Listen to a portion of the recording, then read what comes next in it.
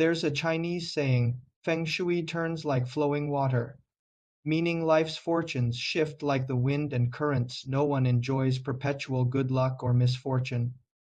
This proverb captures the Chinese worldview of cyclical change, where everything moves in natural ebbs and flows, much like the turning seasons, rooted in agricultural observations of nature's rhythms. This philosophy encourages embracing life's ups and downs while maintaining perseverance through all of fate's twists. Even hegemony doesn't last forever. In previous episodes, we've covered 4 of the 5 hegemons of China's spring and autumn period. Today, we conclude with the story of the final hegemon King Zhou of Chu. After Qin defeated Jin, over a dozen peaceful years passed between the two states. However, the southern power Chu grew stronger by the day, determined to challenge Jin's dominance over the central plains. In 613 BC, King Zhou of Chu, grandson of King Cheng, ascended the throne. Seizing this opportunity, Jin successfully pulled several Chu-aligned states into its own alliance network. Chu's ministers burned with indignation and urged their new king to reclaim their hegemony. Yet King Zhou ignored all counsel, spending his days hunting, his nights feasting with music, completely neglecting state affairs. 3 inglorious years passed this way.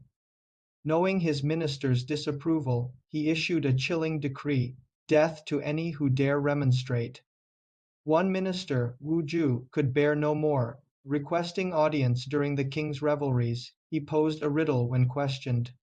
In Chu's mountains dwells a magnificent bird with rainbow plumage. For 3 years it neither flies nor sings. What bird is this? King Zhou smiled, understanding the metaphor. No ordinary fowl. When this bird flies, it will soar to heaven. When it sings, the world will tremble. You may go, I understand. When months passed without action, another minister, Su Kong, risked execution to admonish the king. Do you not know my decree?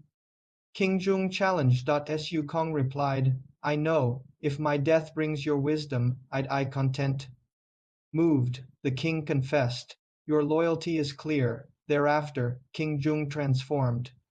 He purged sycophants, elevated Wu Ju and Su Kong to key positions, modernized weapons, and trained troops. Within a year he subdued southern tribes.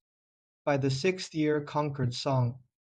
By the 8th crushed the Rong tribes at Luhan, advancing to the Zhou capital Luoy's outskirts.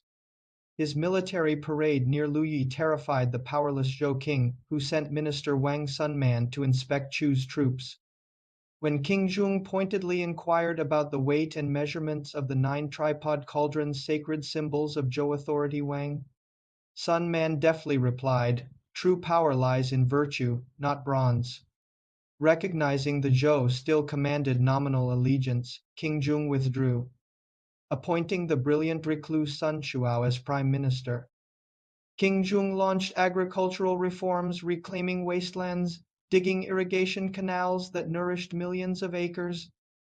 Chu's prosperity soared. After quelling rebellions in Zheng and Chen, inevitable conflict with Jin erupted. The 597 BC Battle of Bai proved catastrophic for Jin. Half their army perished. Survivors fled to the Yellow River, where desperate soldiers clawed at overloaded boats only to have their fingers hacked off by comrades fearing capsized vessels.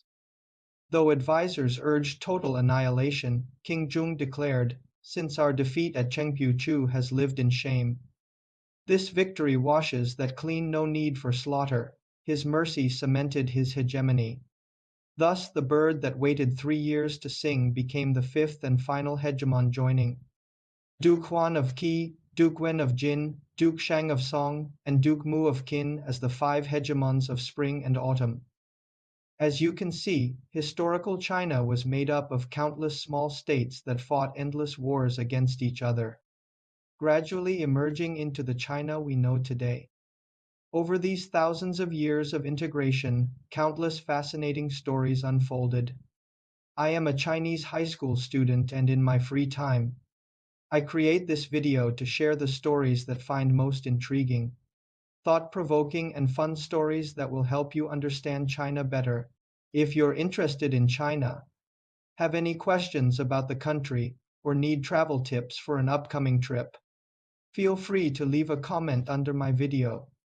I'll do my best to reply as soon as possible and provide whatever help I can. Thanks for following and liking.